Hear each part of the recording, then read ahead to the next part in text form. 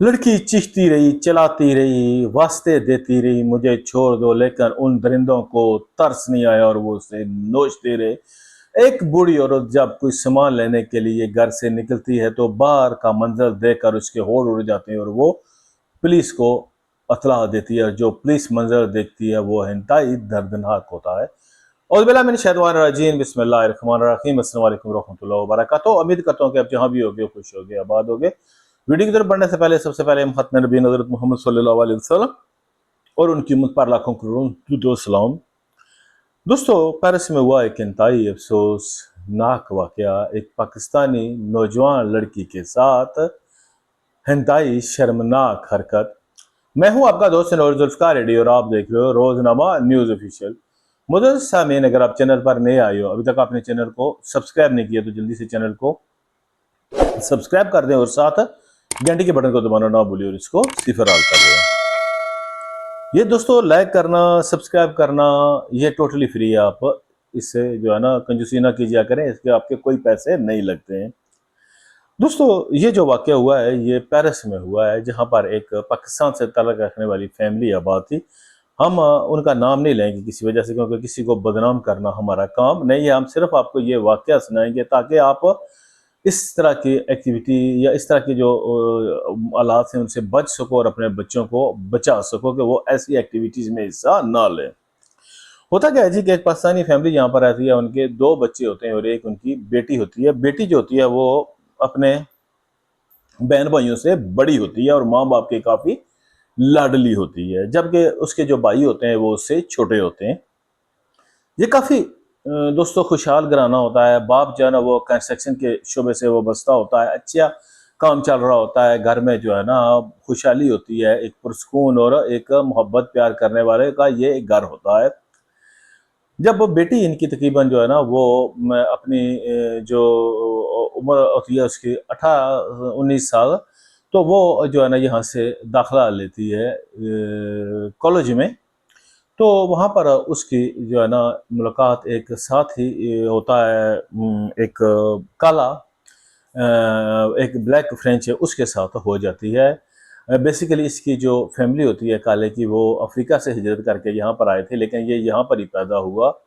और उसके साथ पहले एक अच्छा क्लासमेट होने के नाते उनकी आपस में हाई हेलो थी और जल्द ही वो दोस्ती में तब्दील हो गई और वो दोस्ती जो है ना जल्द ही एक रिलेशन में बदल गई। अब ये अक्सर जो है ना आपस में मिलते जुलते थे, कहीं जाके इकट्ठे खाना खाना, कहीं भी जाना, इकट्ठे घूमना फिरना, और इनके दरमियान किसी तरह का कोई जो है ना वो मामला नहीं रहा था। ये बिल्कुल एक कपल की सूरत में थे और अक्सर बेशतर जब भी उसका होता था मन, तो वो ये लड़की उसके साथ कहीं भी चली जाती थी, उसके घर या होटल कहीं भी, और ये मामला इनका जो था वो ऐसा चल रहा था। लेकिन एक दिन होता है क्या कि लड़की के जो बाप होता है वो दोस्तों काम से उसका कोई मामला खराब होती है से, तो वो आ रहा होता है और वो उसका जो फैमिली डॉक्टर होता है वो उसी तरफ होता है, तो वो वहां से अपने लिए दवाई लेकर जो है ना उनसे चेकअप कराने के बाद वो गुजर होता है। देखता है कि एक टेक वे होता है जिसके बाहर उन्होंने एक साइदार जगह पर कुर्सियां रखी होती हैं, तो वहां पर देखता है तो उसकी नज़र अपनी बेटी को जट से पहचान लेती है। तो वो देखती है कि एक काले के साथ वो बैठी हुई है और बड़ी वहां पर वो खुशगवार गप्पे लगा रही। अब बाप जो था वो कोई बच्चा तो था नहीं कि वो इनकी ये चीज समझ ना सकता। वो उसी वक्त समझ गया कि मेरी बेटी जो है ना वो एक गलत रास्ते के ऊपर चल निकली है। वो घर आता है और अपनी बीवी को बुरा भला कहता है कि देख, मैं तो अब दिन भर काम पे लगा रहता हूँ, तुम घर पर होती हो, तुम जरा नजर रखा करो कि तुम्हारी बेटी क्या करती है, किधर जाती है, कब आती है, क्या करती है। वो कहती मुझे क्या पता, कल आ जाती है, वो कभी कभार उसे कभी कभार लेट भी हो जाती है। कहती है जी कि मुझे कुछ सहेली के घर जाना था। तो उसने कहा देख, जो आज कुछ मैंने देखा ना तो मैं तो जीते जी मर गया। वो कहती है हुआ क्या, मुझे तो आप बताएं, आप हम आग बगोला रहे हो। उसने कहा बात ही ऐसी हुई है। वो अपनी बीवी को बताता है जी कि मैं आ रहा था तो तुम्हारी जो बेटी है वो वहां पर एक काले के साथ बैठी खाना खा रही थी, और जिस तरह वो आप बातें कर रहे थे जो उनका ससुरा था, वो मुझे जो है ना लग रहा है कि तुम्हारी बेटी किसी गलत रास्ते पर चल निकली है, इसने हमारी इज्जत तक खाक में मिला दी है। माँ कहती है जी कि यार देखो, आप अपना गुस्से का काबू रखो, आएगी, मैं खुद उससे बात करूंगी और उसे समझाऊंगी, आप फिक्र ना करो, कुछ नहीं होगा। मैं बात करूंगी, ऐसे आप बात करोगे उससे तो मामला मजीद बिगड़ जाएगा। आपको पता है यहाँ का कानून हर चीज उसे इजाजत देता है, तो मैं उसके आराम से समझाऊं बुझाऊंगी, तो बात जो है ना हो जाएगी। खैर वो बाप को जो है ना मिन्नत अल्लाह करके चुप करा देती है। खैर बेटी जो आती है तो माँ उसको जो है ना बैठाती है कमरे में, उसको पानी वगैरह देती है और उसके बाद कहती है बेटी मैंने तुमसे एक बात करनी थी। बोलती है माँ हाँ बोलो। वो कहती है कि बेटा देखो तुम किसी के साथ कोई ऐसा रिश्ता, तो कहती तो बेटी इनकार करे। उसने कहा नहीं बेटी मुझे सच सच बताओ जो है ना।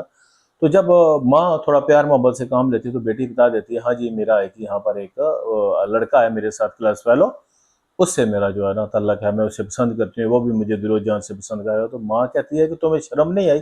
वो कहती है क्यों माँ? उसने कहा तुम्हारे बाप ने तो जबान पहले दी हुई है, वहां पर तुम्हारा जो है चाचा का बेटा है उसके साथ तुम्हारा हमने रिश्ता तय किया हुआ है, तुम बाप को जीते जी मारना चाहती हो, जिसने तुम्हारी हर ख्वाहिश पूरी की, जो तुम्हें अपनी आंखों पर बैठा के रखता है, तुम्हारे मुंह से बात निकलती नहीं तो वो पूरी करता है, तुम उस बाप की इज्जत में खाक में मिलाना चाहती हो, उसके सर में स्वार डालना चाहती हो। लेकिन बेटी कहती है जी कि मैंने तो नहीं कहा था ना, आपने मुझसे पूछे बिना मेरा रिश्ता कर दिया, मैं तो नाबालग थी। उसने कहा बालग या नाबालग में हमारे वहां पर यही होता है और तुम ऐसा ना करो।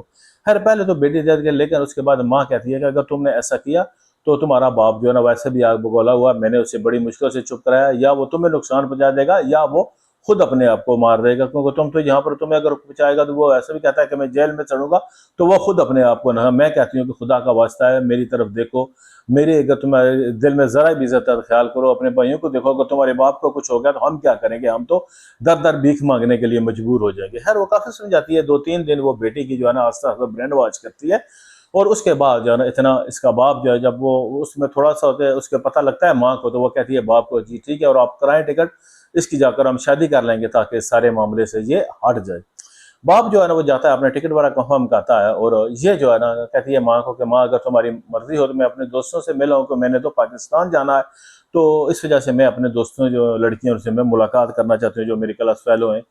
खैर माँ उसको इजाजत दे देती है, लेकिन बेटी जल्दी आ जाए ना। बेटी जो है ना वो जाती है और इसी जो काला होता है उसको वो मिलती है किसी और से, उसने क्या मिलना जुलना था वो तो उनको फोन पे बता सकते हैं। कहती है कि बात यह है हमारा जितना तल्लक रहा है, लेकिन मेरी जो फैमिली है वो मुझे मजबूर कर रही है, मेरे बाप की जिंदगी का सवाल है, लिहाजा मेरे तुम्हारे रास्ते जुदा हैं आज से और हमारा तल्लक खत्म है। मैं इसको ये चाहती हूँ कि अच्छे तरीके से हमारा ये तल्लक खत्म हो, किसी मैं इस वजह से तुम्हें मिल रही हूँ। तो वो कहता है सोचता है, कहता है ठीक है तुम्हारी बात जो है ना वो मैं एक्सेप्ट करता हूँ, देखें तुम्हारे बाप सबसे पहले है जिसने तुम्हें पाला पोसा बड़ा किया और ऐसी मीठी मीठी बातें करता है।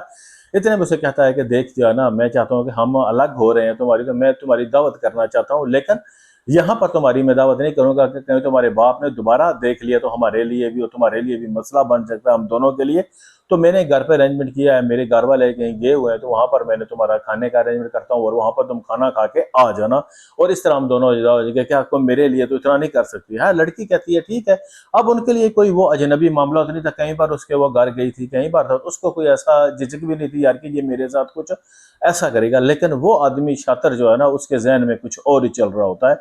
ये वहां पर जाती है और जाते साथ वो कहती खाना, कहती है खाना वगैरह जिसने रखा होता है साथ ही लेके आते हैं बाहर से, ये खाना वगैरह खाते हैं वो दोनों और कमरे में। तो वो कहता है कि जा रहे, और ये उसके साथ जो है ना वो रोमांस के लिए कहता है, कहती क्या कहता है देख आज के बाद तुम चली जाओगे पाकिस्तान और तुम्हारी शादी हो जाएगी और मेरा तुम्हारा रिश्ता खत्म है, तो आखिरी बार जो है मैं तुम्हारे साथ।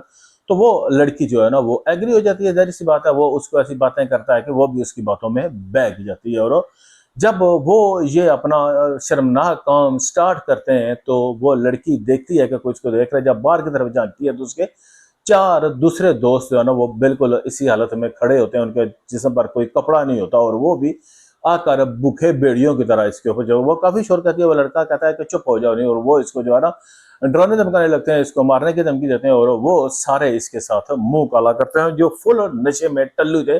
और ऊपर से वो इसके मुंह में जबरदस्ती जो है ना वो जो पी रहे थे वो इसके मुंह में डला रहे थे, और लड़की भी जो थी ना वो जल्द ही मदहोश हो जाती है क्योंकि जबरदस्ती इसके मुंह में वो डाल रहे थे।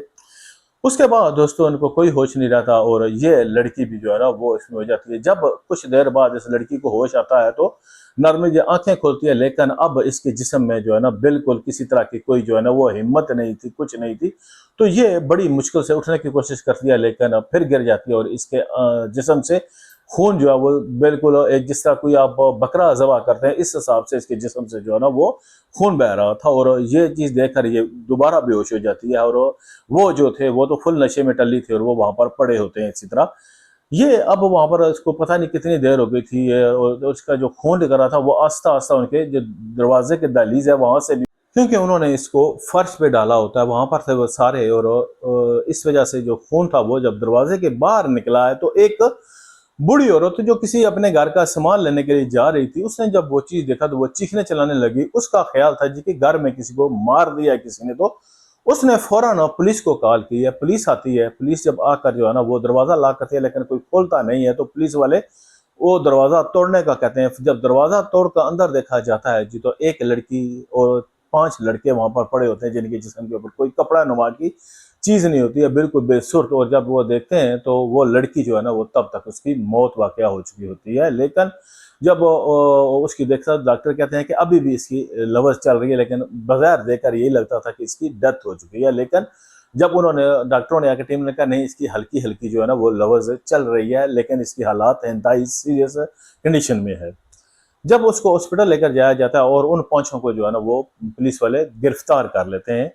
जब लड़की को वहां पर अस्पताल जाते हैं और उसको हिंताई निगहदाश्त की बाद में रखता है, उसकी सर्जरी होती है, लेकिन उसके बाद भी लड़की की तबीयत संभलने के बजाय मजीद बिगड़ने लगती है। उसको ऑक्सीजन लगाया जाता है, सारी डॉक्टर कोशिश करते हैं, लेकिन एक दिन जिंदगी और मौत की कश में रहते हुए आखिरकार वो लड़की जो है ना जाँ बाक हो जाती है। इसकी फैमिली को वहां पर इतला पहले कर देती है, माँ बाप सारे बाहर खड़े हुए हैं, बाप रो रहा गिर कहता है इस वजह से मैं तुम्हें मना कर रहा था ना करो, लेकिन तुम बाज नहीं आई। और माँ कहती है मुझे क्या पता था तुम ये करने जा रही हो, तो मैं तुम्हें भेजनी थी ना, और ये होता। और अब वो बेचारी फैमिली के लिए एक तो ये है कि नौजवान बेटी उनकी जो है ना इस तरह हुआ, और दूसरा ये है कि वो पाकिस्तान में किसी को मुंह दिखाने के काबिल नहीं रहे जी कि इनकी बेटी जो है ना ये हुआ। बहरहाल इस केस का जो है ना यहाँ पर ट्रायल होता है, और इन जो पांचों होते हैं इनको यहाँ पर जो है ना वो 14-14 साल की सजा दी जाती है। अभी इस हवाले से जो है ना इनकी नॉर्मल जो लड़की के बाप है उसने दोबारा अपील की है थी कि इनको कम से कम जो है ना उम्र कैद होनी चाहिए थी, क्योंकि इन्होंने मेरी बेटी का मारा है, इसकी वजह से मेरी बेटी मर गई है, कत्ल का इनके ऊपर मुकदमा चला जाइए।